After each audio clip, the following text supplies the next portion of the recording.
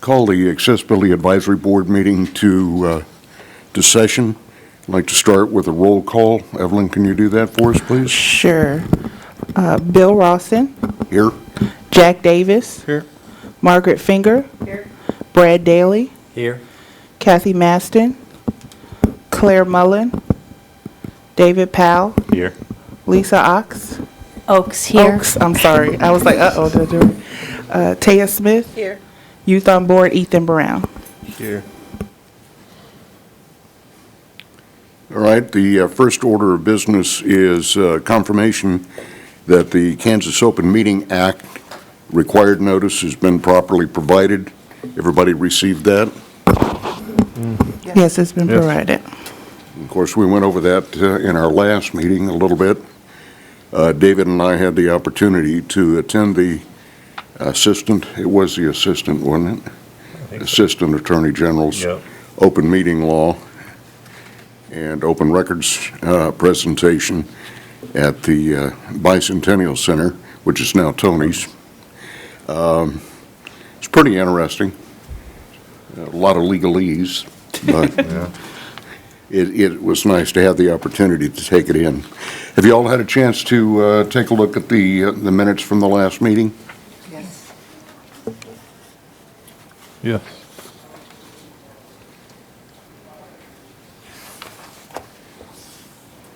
I'd make a motion to approve the minutes. Second. We have a motion and a second on approval of the minutes from the last meeting. All in favor, aye. Aye. All opposed, same sign. All right, the minutes from the meeting from last time are approved, seconded. Excuse me. New business. We talked about this briefly at our last meeting, and that was our 2020 work plan. The work plan that we devised for 2019, we had started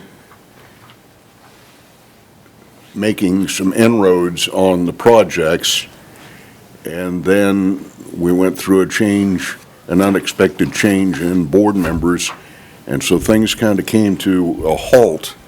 So what I would like to do is discuss a little bit about what we had planned in 2019, and are those things that we want to carry over into the 2020 plan and see to the finish. On the screen, you will see goal number one was to develop an education program to educate the community on accessibility for all community members. Now, by the community, that not only includes individuals, but the business community as well. In a lot of cases, from personal experience, accessibility means you can get in the front door. But it doesn't necessarily mean you can get down the aisles to do your shopping, things of that nature. And this is probably just an educational thing that needs to be pointed out. We had discussed in 2019, working with the folks from Independent Connection on developing educational materials to use with community members. Christy Marco was on the board at that particular time, and she is with Christy Marco, or with Independent Connection, as is David Powell, our vice chair. And what Christy had provided at that time is information that's available. It was either through K-State or KU. I believe it was KU. But readily available on the web.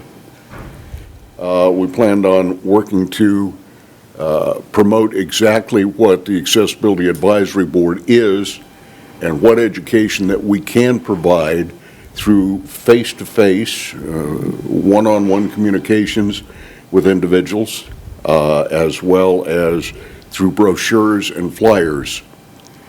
We talked about completing 4 total outreach activities with local businesses throughout the fiscal year, or throughout the calendar year, rather.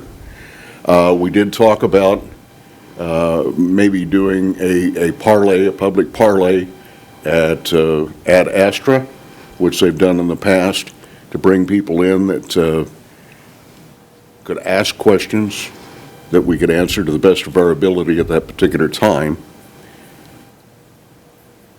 So that is one of the objectives, one of the goals.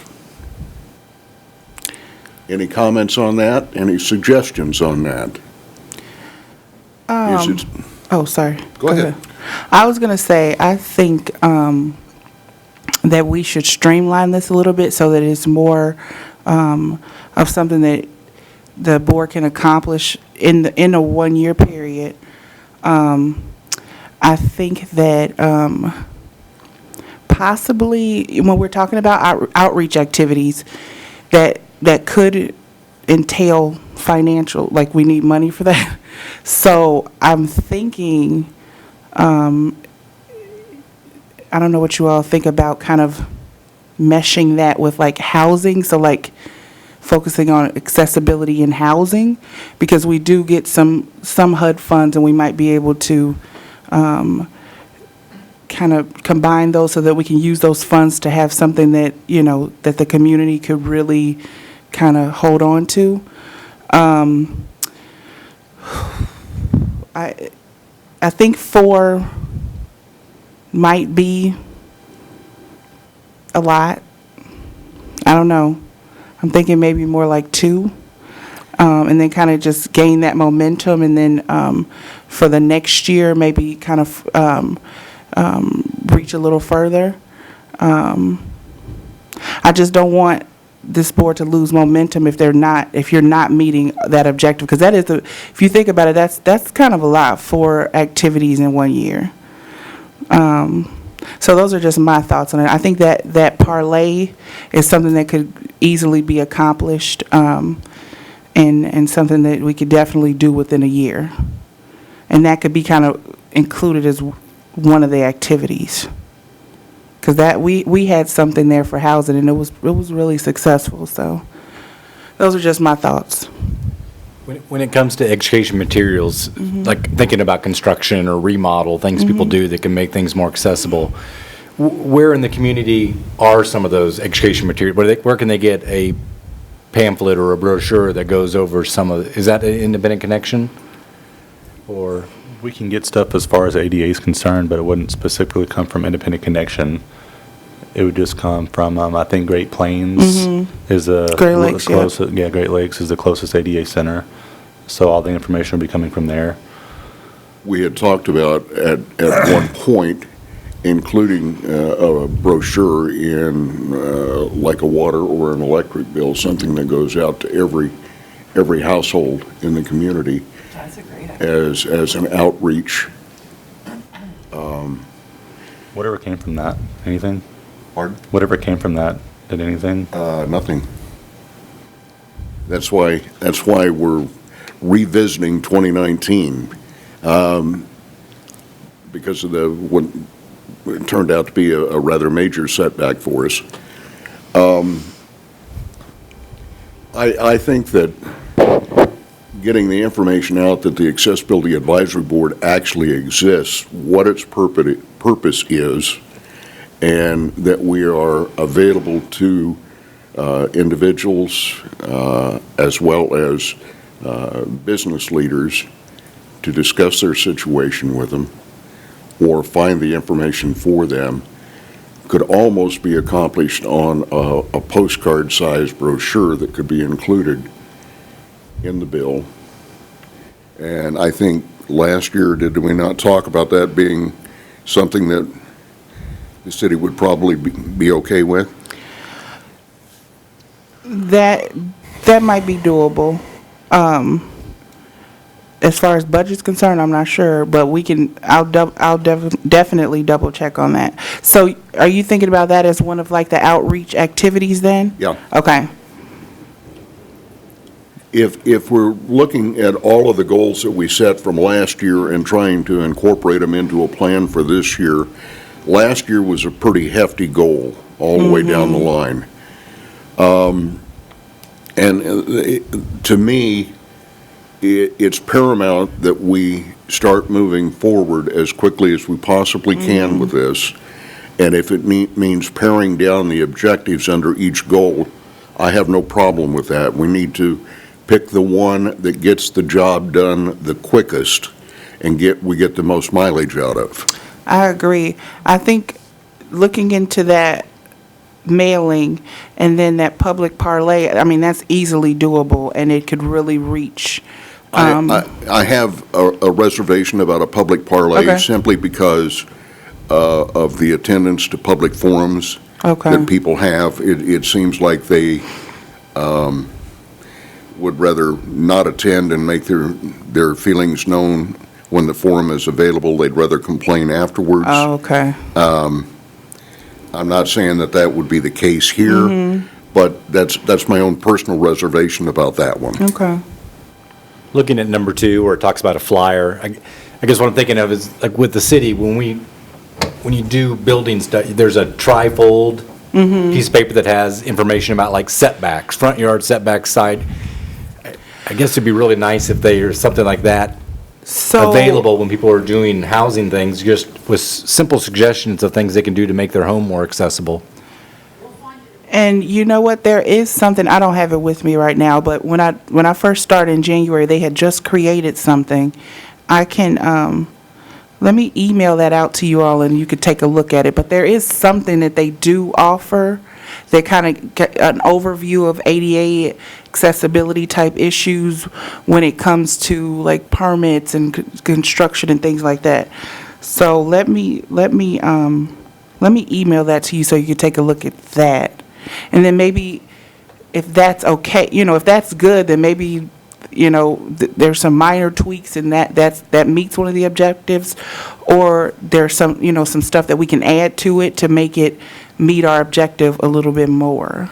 I think that having looked at the ADA standards, it speaks a lot to people in the construction industry. And I think whatever we do has to speak to the layman. I agree. It has to get rid of all of that construction mumbo jumbo.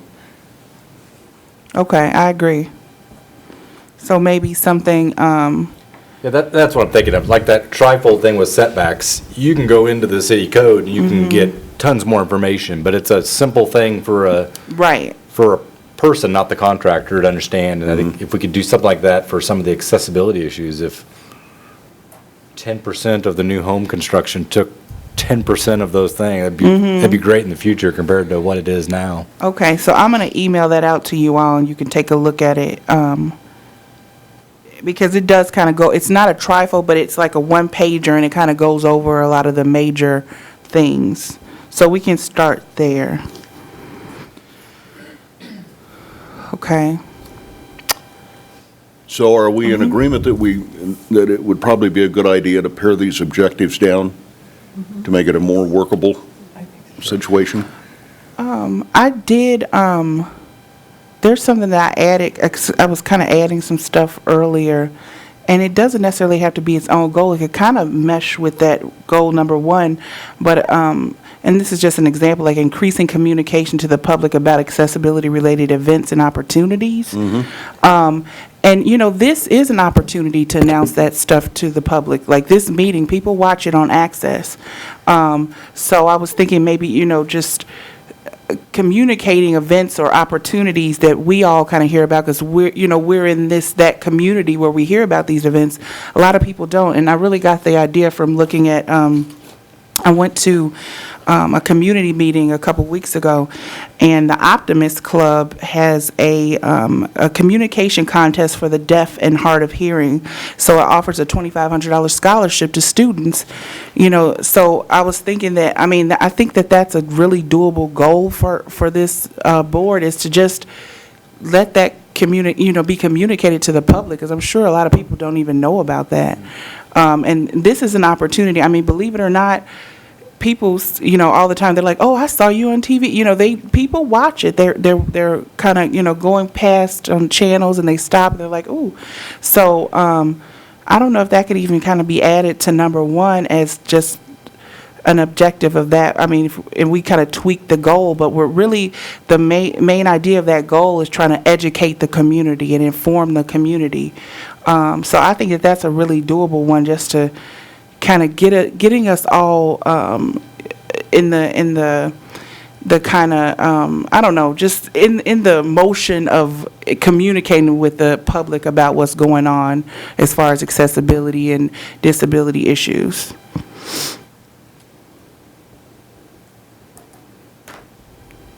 So I could kind of, I mean, we're meeting again in February. I could kind of tweak this one to kind of streamline it and then add that in there, and then maybe we could look at it again Okay. and approve it next time.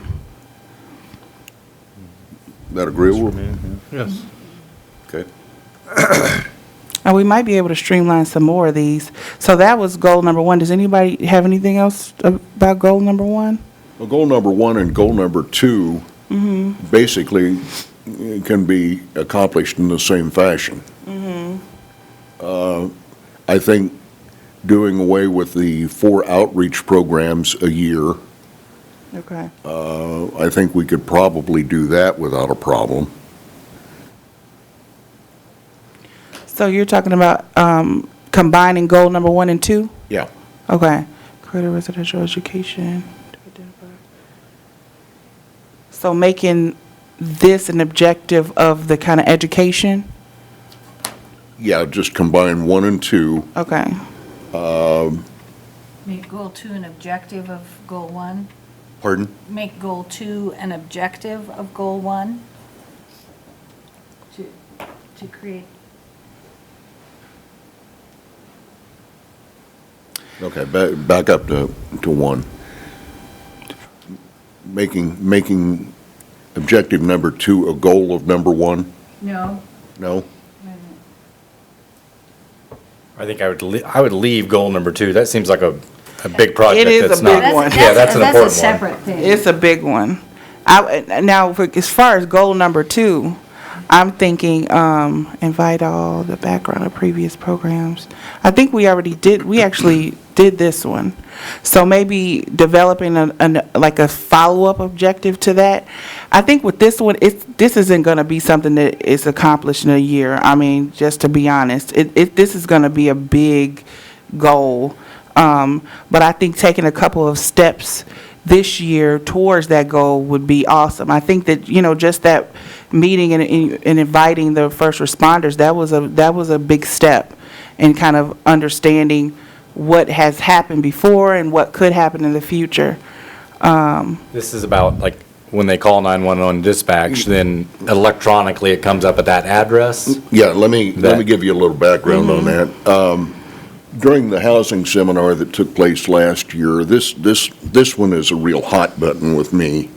I talked to a member of the Salina Police Department about this idea, about being able to find a way that dispatch could notify first responders if a resident at a certain locale had a disability, whether it would be a mental, a physical, an invisible disease or disability or what have you, so that they would know what they're walking into. And he told me at that particular time that they have that to a certain degree for people with law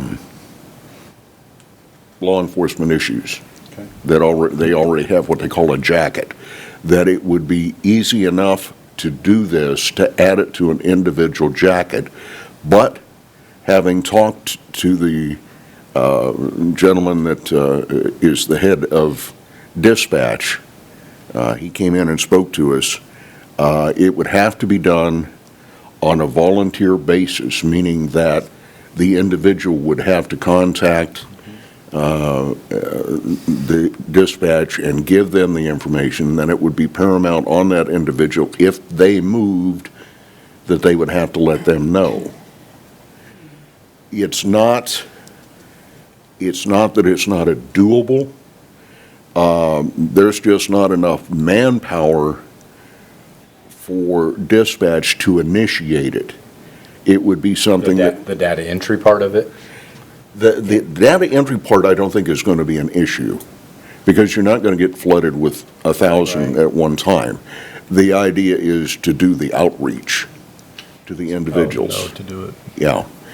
And that would be where, like at the parlay or At at the different parlay events? or in the if- brochures that if we it send in the existed, utility yeah. bills, and it's strictly a volunteer basis. If you opt out of it, that's fine. If you want in it, that's fine. It can be opt out of any time, but it just gives the first responders a heads up on what they're walking into. And one of the things that we talked about that, goes along with this, there was an incident out in Hayes, Kansas, where a gentleman with mental issues couldn't communicate, and law enforcement was not aware that he had this issue, and it did not end well. So I think it's a win-win. It's a win for the first responders, and it's a win for individuals with disabilities. California had a system, and it was set up through Facebook somehow. I didn't sign up for it, so, when I lived there, but they somehow had something through Facebook where people could report their name and address and that they were disabled with a disability. I'm not aware of that. I could check into that if you want. I didn't do it, but, so I don't know that much about it, but I know that I was contacted about it. But this is something that it goes hand in hand with educating the general public about what we can do for them as the Accessibility Advisory Board. We put this in place. I would tend to disagree with Evelyn on this. Yes, it is a big project, but I think if everybody gets behind it, we can get it done this year. Consistently instead of once every 4 months, especially. I think if there were more meetings, and definitely, I think that it could be done. I think that maybe the next step would be bringing in the dispatch again to talk about, if you are to educate the community and kind of outreach to the community, what would that look like? Because it would have to be kind of based on their guidelines. Yeah, I think the suggestion was that we would bring in the police chief and the Okay. sheriff and discuss, and as well as fire chief, and discuss that with them on how it would best work for them, Okay. what information they would want. So is it available right now? If a person went to them and wanted to have on their jacket of that address placed onto something, is it available now, or is it? Yeah, it's available. Well, to say that it's available, I don't think anybody has requested it. I don't think anybody knows that, other than if you have a run-in with the law, that you're going to have a jacket, that they would do this for you. It's something that dispatch seemed very agreeable to. It seemed, the gentleman that I spoke to from the police department thought it would be a tremendous help for them. So I guess I'd like to know, if it is available now, then it's just a matter of getting the information out to the public for people to do that. How to do it. There's no other hoops. It's my just- understanding that the jacket system is already in operation. Utilizing Nothing it that restricts it from, for being disability. utilized for this. Yeah, there's no reason it couldn't be used for this. Do they have a method of updating it at certain intervals to find out if the individuals are living at the same address where they initially had them? That's going to be up to the individual to do. Okay. I think it'd be If- great if we could bring dispatch in and Yeah. at next I meeting can if we get him- could. I can get him back in. And we were rolling really well with this, I thought, in 2019, and then we hit the wall. And of all of the things that are on the objective that we're looking at today, that are being carried over from 2019, I think this would have the biggest impact on the disabled community within Salina and Salina County. My own personal opinion.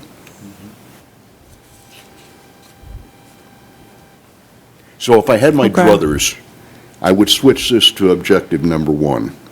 Okay. Oh, just to label it number one. Yeah. As being the most important. As a top Oh, priority. okay, I see what you're saying. So flip-flop it. This will be goal number 1, and then the other one will be goal number 2. Okay. I don't have the keyboard over here, but I'm noting this.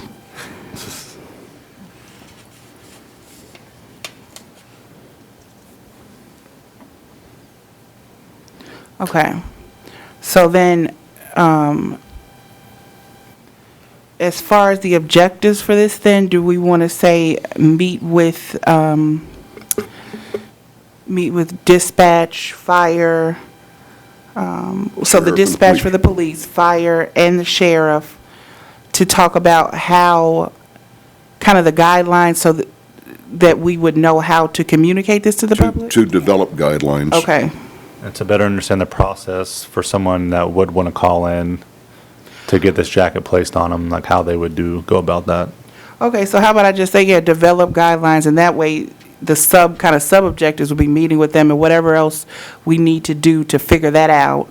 And then at that point, if that's what we get accomplished, that's still a goal, a good objective.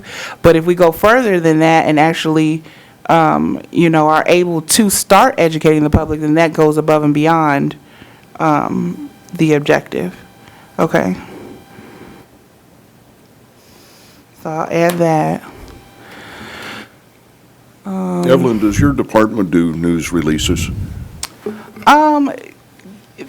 Yeah, I mean, like for our fair housing seminar, stuff like that. But we can do news, we can do news releases. Well, I was wondering if we can get this thing set in motion with dispatch, if we could get the Salina Journal to give us some space, it'd be a good way to get the information out as well. I'm not sure about I can look into that. I don't know if I'm not sure about the Salina Journal, but I know we do, we have, Access can help us out with stuff. We can even do like our public relations person can do like a short interview with one of you all or a couple of you all and talk about it. There's some different kind of marketing type things that we can do. Is that something that would have to go through marketing with the city to accomplish? We do kind of tend to let her, her name is Rachel Hine Constantino. We tend to Rachel. kind of go, Rachel. Yeah, we tend to kind of go through her because she kind of, approves everything and it helps streamline it. So we do tend to kind of go through her for that kind of stuff. Okay.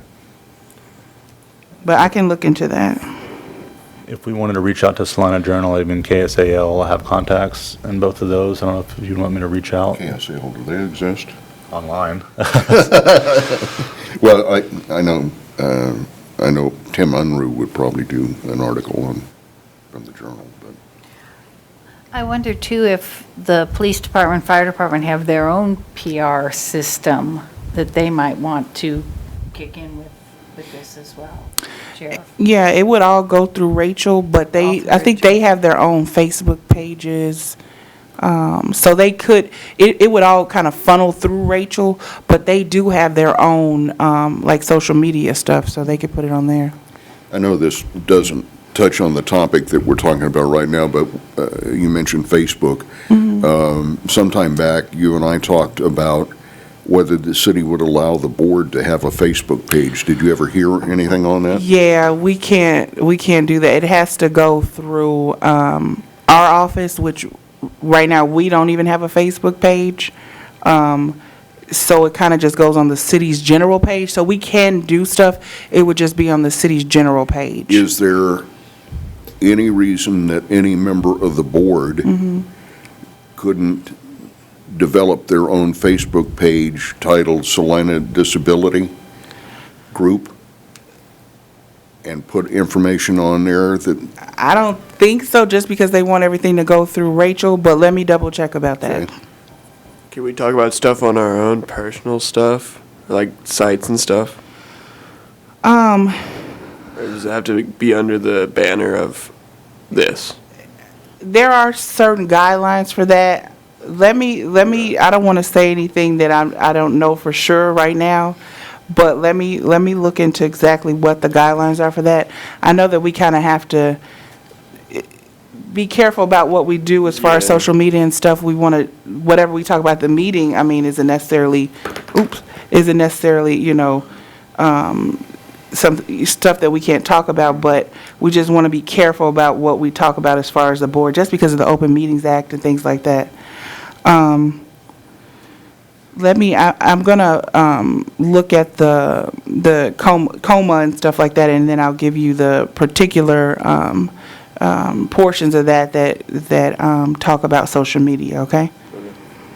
I think it'd be interesting to know if you did that, as long as you didn't list yourself as a board member, promote yourself as a City of Salina board member for this. If If you're that would talk- be okay. If you're talking about what's available to the community, disabled community, and not indicating what business is being conducted by the board, I don't see where that would be a problem. But something Yeah, to just look at. general stuff like, things that you care about as far as disability rights and stuff like that, like that's your personal stuff, but when it comes to like kind of decision making and stuff, that's where it gets a little funny. So I'll get the specific language on that for you. Okay.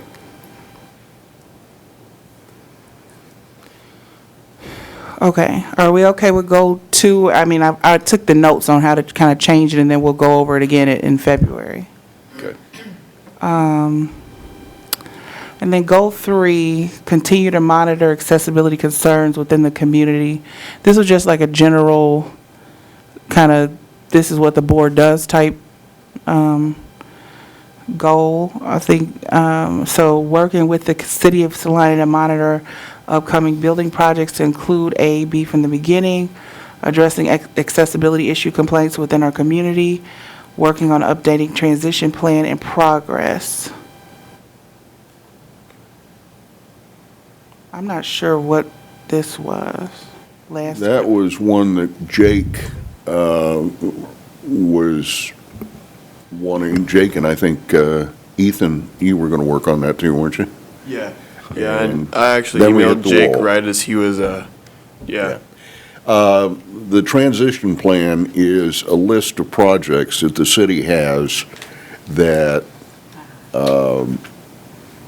they made available to us, that what they're working on, what they plan to do.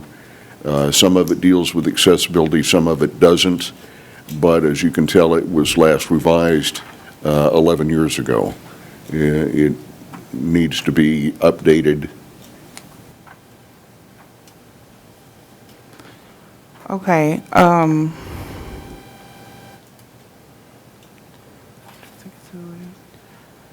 trying to, okay. That's a pretty hefty goal. Definitely something that I can be working on. I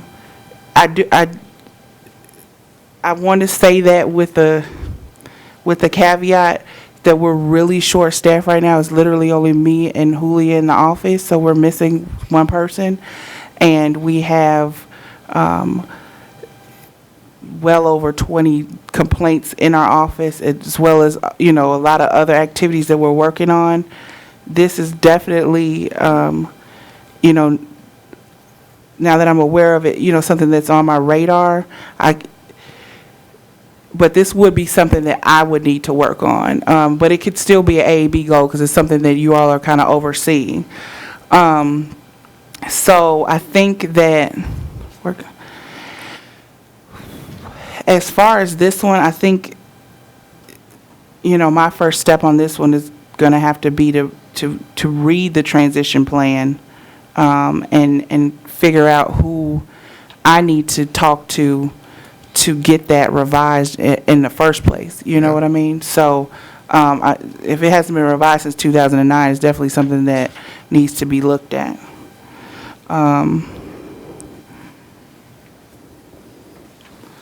So I'm thinking it's something I'm working on, our kind of work plan for the office. That is something that could be added into, I think, our second quarter, for me to kind of look at it and spend some time trying to figure out what needs to be done to get that revised.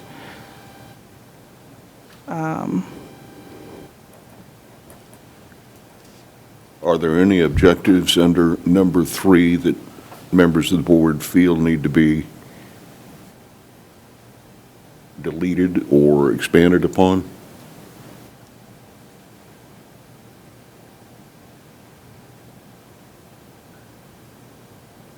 I think goal number 3 sounds like the goal every year of this board, to be monitoring and Or a following. mission statement almost. Not just a one-year goal, that's That's kind ongoing. of ongoing, yeah. Could we not combine goal 3 and 4 to continue monitoring accessibility, not only with the community, but with the city at large? I think that actually Would that work for you? maybe goal 4. Yeah. One of the objectives could be to kind of monitor the projects with Parks and Rec. Yeah, and David, you're attending the Parks and Rec meeting, right? Right. Would that work to combine those two? Yeah, I don't see why not. Okay, so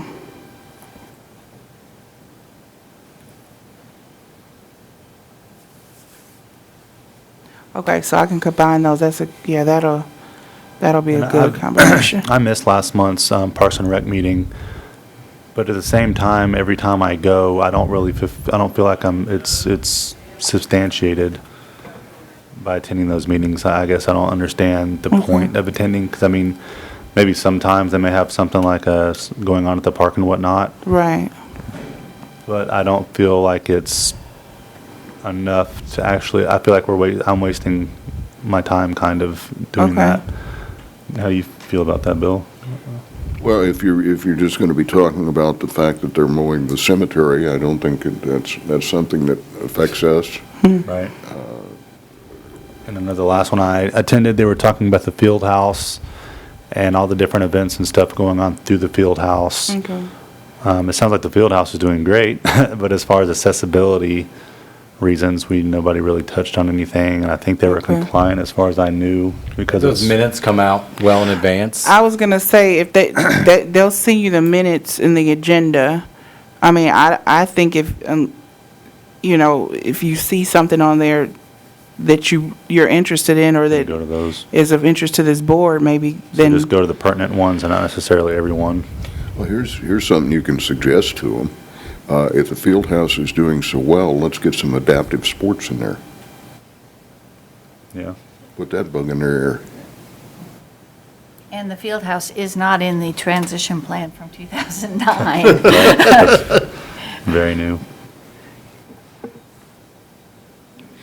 Speaking of which, this is off the subject again, but I'm good at doing that. Has anybody checked to see if there's any wheelchair parking at the alley? No. I didn't see any. I didn't see any on the post office side. I did not see any on the north side.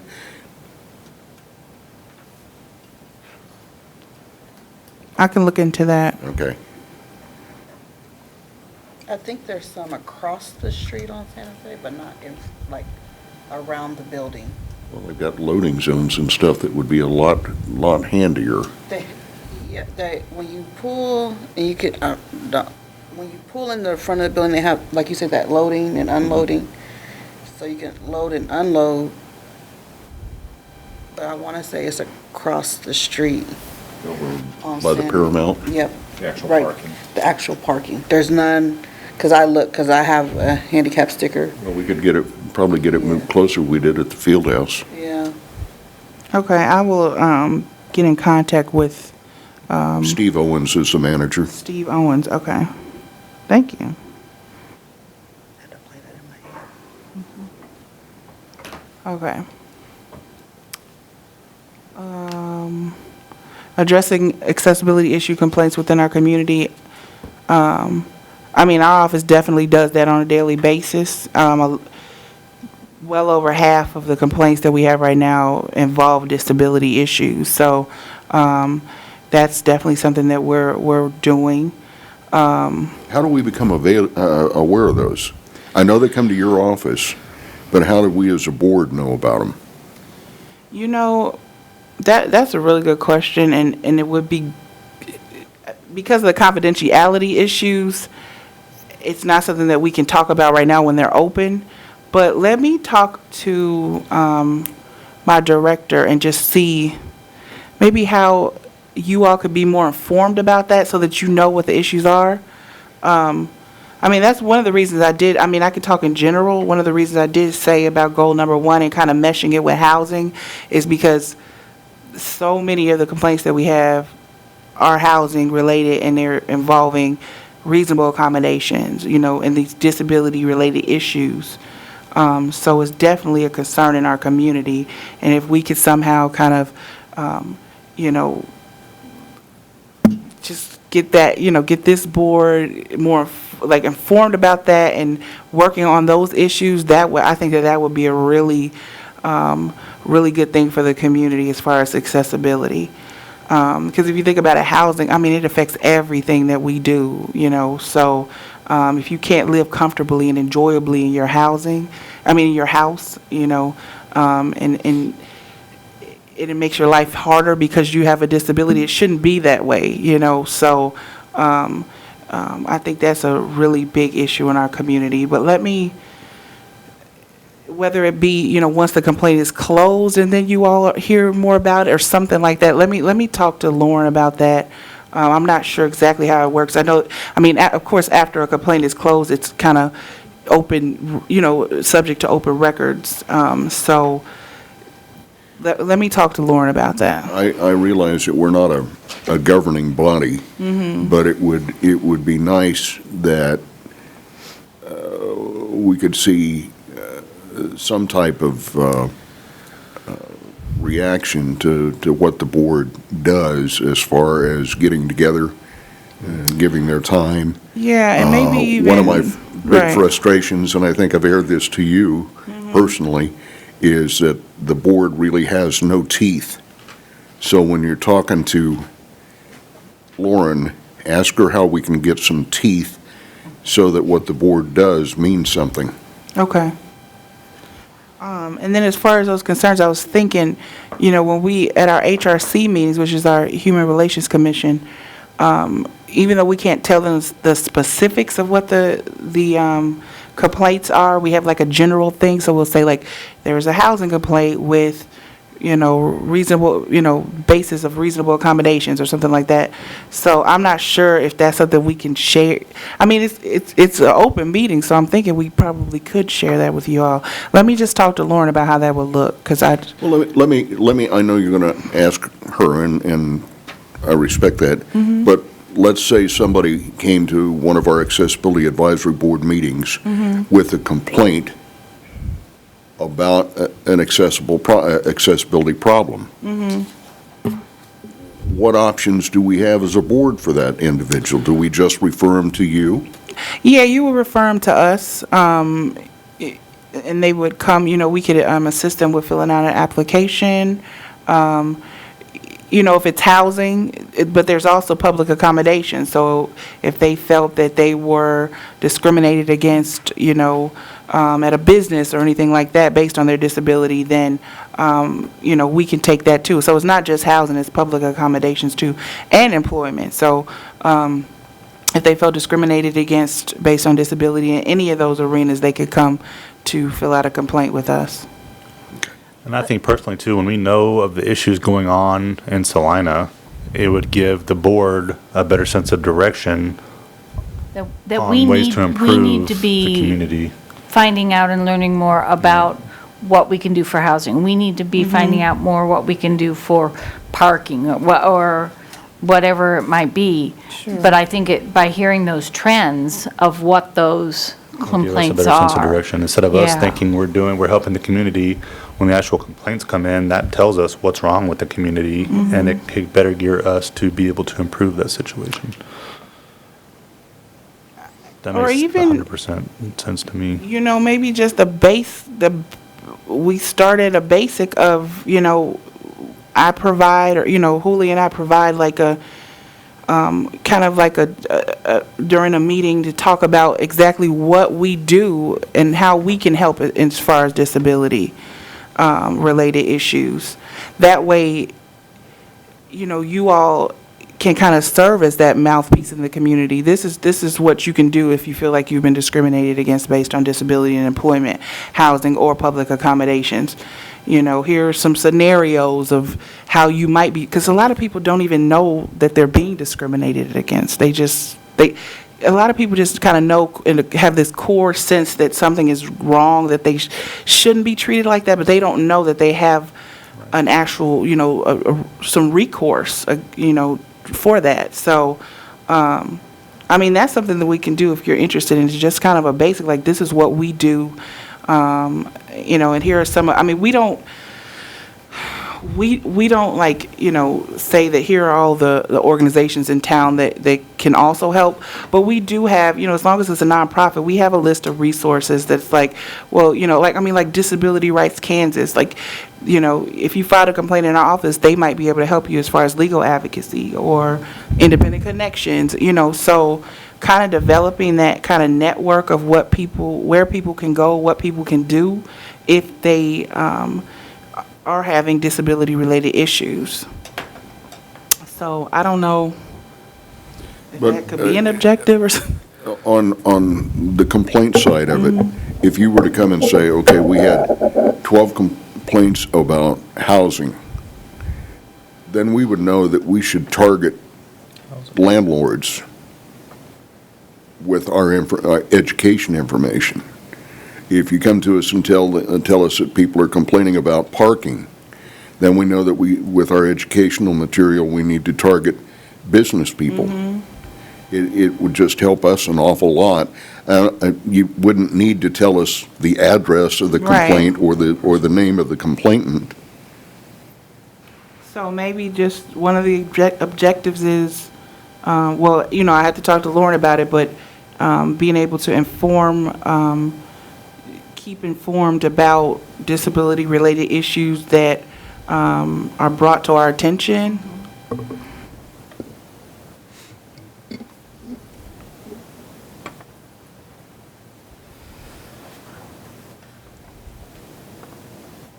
Okay.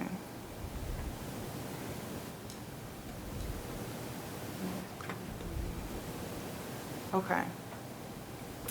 And then working with the city of, I'm sorry, I'm going backwards, but working with the city of Salina to monitor upcoming building projects to include AEB from the beginning. That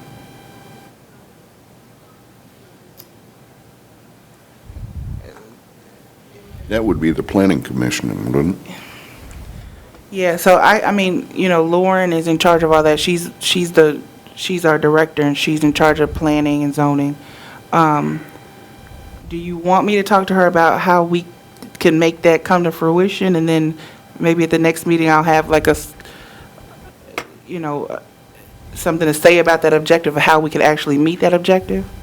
I think the idea behind that in the very beginning was that, as opposed to having either the city or a business have to go back and retrofit and incur additional expense, that if they know going forward, if they've got the stamp of approval, so to speak, I think if we could do that, it'd be good.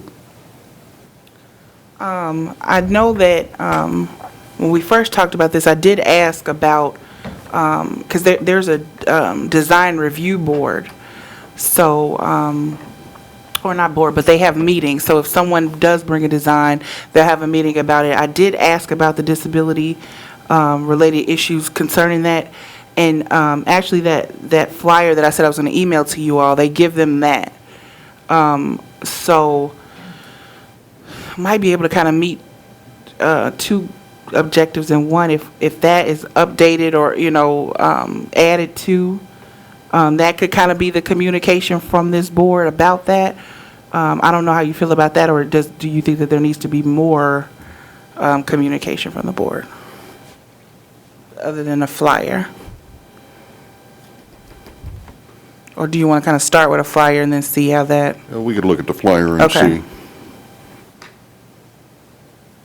If it's not enough information, we can always change it. Okay, so we might be able to combine those then, and I'll look at that when I go to revise this. And then goal number 4, continue to monitor. Okay, so we talked about just combining that, so I'll do that. And then, I just added this as something, I was just doing some stuff earlier, but I said increase the number of meetings per year, because that's a goal. I mean, why not get credit for it on the work plan? And we already talked about, having, special meetings. We talked about the possibility of just having it specific meetings, that, instead of the board meeting every 3 months, the board would meet more regularly. I did talk to Lauren about that, and we talked about the possibility of just having the special meetings. That leaves a little more flexibility, and then maybe revisiting it next year to see if we want to make that a permanent thing. Well, how does the board feel? Would you rather have a specific number of meetings a year at specific times so that you could plan around them? Or would you rather have to deal with random special meetings being called? What works for you? I see a problem as we have to use like this room. So with the planning of it making every month or something like that, and I know that's what we've been tossing around, it's just like having to make that time. So I say we try to do it whenever we can get the room available to us, and hopefully we meet quorum, because that'd still be more than quarterly. So as far as the room, it is reserved for AAB, even though AAB only officially meets every 3 months, it's still reserved every first Thursday of the month. So, realistically, you could have a meeting every month, and this room is reserved for you from 3 to 5. I thought at our last meeting, we talked every other month. Were what I remember. were we did. talking every other Yeah. month? I was not aware at that time that we were blocked out every month. Yeah. Those I. I think that's just something standard that they do, because most boards meet every month. So I think that whenever you, probably like when you say, okay, this board meets, I think they just automatically do every month. So that's why it's blocked out like that. So if the board decided we could do every month, we could do every other month, we could, Now, every other month, I don't know how that would work, because then that would change the regular meetings, I'm thinking, and I might just not be thinking right. In order for us to change the regular meetings, that's going to take like a resolution, and like the city commission has to vote on it and all that kind of stuff. So if we did every other month, let's see, so February, let's start with January. So if we did January, March, that would kind of change, unless we did February, March. See, it would kind of change the flow of how we already have it, and then we would have to kind of X out our official meetings already, that we already have. So I think that's going to take like a resolution from the city commission to have it every other month. If we already have blocked out every month, though, why couldn't we just utilize that time just every other month? But we would still have to meet at the quarterly ones that the city Yeah, has that's what- resolved us yeah. to meet. Okay. so 1 month we might have 2 meetings. But sometimes that Or wouldn't hurt. back-to-back months. That Or wouldn't hurt, back-to-back because months. if we're really planning on doing something and we need that back-to-back meeting, that would be okay, because because I feel that if we meet every 3 months, we're trying to get all these objectives done, well, you lose momentum. Yeah, it can't be done every 3 months. We found that out last year. Was it every 4 months we're meeting, or was it every 3? Unless, It was every 3. every 3, I was unless thinking you 4 did it for some like, okay, say, you meet in February, then there's March, April, like you did it somewhere in the middle of March and April to kind of stagger that in the middle of those. But that would still kind of be more than every other month. I don't know. What would that do to the room reservation? Oh, never mind. See, thank you. So that wouldn't You work. you have to do the math, Evelyn. Thank you for your help. But it's like saying, you say every month we have this room reserved regardless. Mm-hmm. So if we needed The first another meeting, Thursday. if we needed the meeting, we know the room's available, we could just have the meeting. We could decide next We month could that, decide, hey, yeah. we need to have another meeting the next Yeah. month, do it the first Thursday. That could work. I mean, that would work. And then you would have the option of having, if you said, okay, then we want to have a meeting the next month too. Like sometimes you might want to, have it every month. I feel that if we're working on the goals, we need to meet as much as possible. I agree. And where we stand right now, our next scheduled quarterly meeting is next month. And so that puts us at a really good stepping off point to do this, to see, Right. okay, do we want a meeting next month? And call a special meeting, I guess, is that what we'd call it? Okay. So, and this doesn't have to be a goal, but I'll leave it on there for next time. If we say we'll have X number of special meetings, I mean, that could be, I'm just thinking that could be a goal that is easily achievable. So, and then we already talked about goal number 6, adding that up with goal number 1.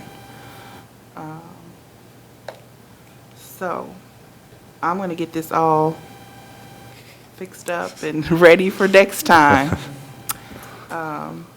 And I think we're good. Any questions or concerns? I don't think so. Well, I think this was productive. Do we need a motion? No, because we're not approving it yet. We don't need a motion. Okay.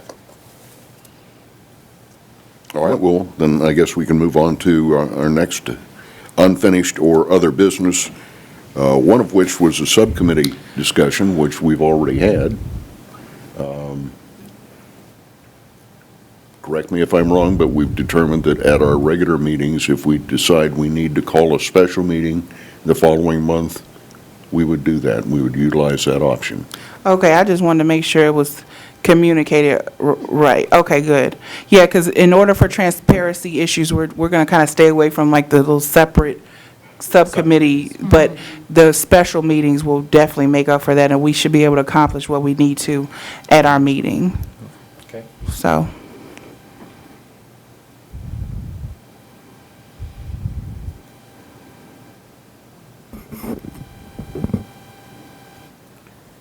When is the next meeting? The next meeting is February 20th. 20th, Are there any members of the board that have any comments, suggestions, or concerns that they'd like to air at this point? So if our meeting is February 20th, does that mean that February 20th is really the first Thursday of February? Did I say the first? I think it's the 3rd. Okay. Sorry, that's HRC's first. I told you I was going to mess up, okay? And the standing time is 4 o'clock. The standing time is 3, we just did a special time. But the room is reserved from 3 to 5, so for the special meetings, you can kind of, have some leniency with the time, but the regular meetings, we need to stick at 3. Gotcha. Should I just briefly talk about what I've noticed and what I've been trying to do? 3. Sure. So they know. The chirping signals downtown don't work correctly. So I talked to someone at the city, and he said, that's funny, the contractor that's his specialty, and I don't know, so he asked me to look up ADA guidelines for chirping signals, which I did, and I should with everyone, and we're gonna see if we can get a meeting, because we had a state convention for National Federation of the Blind here in Salina in November, and we had blind people from all over Kansas and other parts of the country, and they went downtown and they couldn't figure out the signals. They shouldn't be chirping all the time. People living in the lofts over the buildings are complaining about the noise. Downtown here? Yes, on Santa Fe. Every time I pass through, it's chirping. They're always chirping, and they're not supposed to chirp unless it's okay to cross. So here's a blind person standing at an intersection, and they're chirping to the left and chirping to the right. You know why that was? Huh? You know why that was? Why? Because it was installed by somebody that could see. Oh. Touche. I'm sorry. Danger, danger. So I'm trying to work on that, because we also had White Cane Day in October, and we had some blind school students from Hayes come up and do a downtown walk, and thank goodness we had some O&M instructors with them, because I don't think they could cross the streets. So that's a real issue. With all the updates downtown has been getting, it's kind of odd. Their crosswalks are good. I mean, they got the bumps, they got the texture, they're lined, outlined. That part's good. And the fact that they have them installed is good. It's probably just a matter of programming. Programming.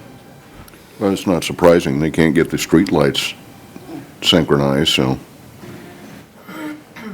And then the other day, my husband and I were driving through Salina, and the street light was broke, and I thought, oh no, they're working on the ones downtown, now these are broken.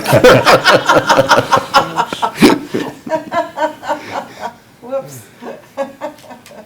All right, our next scheduled meeting is February the 20th from 3 to 5 in the same room. If there are no other questions, concerns, or suggestions, I need a motion for adjournment. I'll second it. We have moved and second. The meeting is over. Thank you.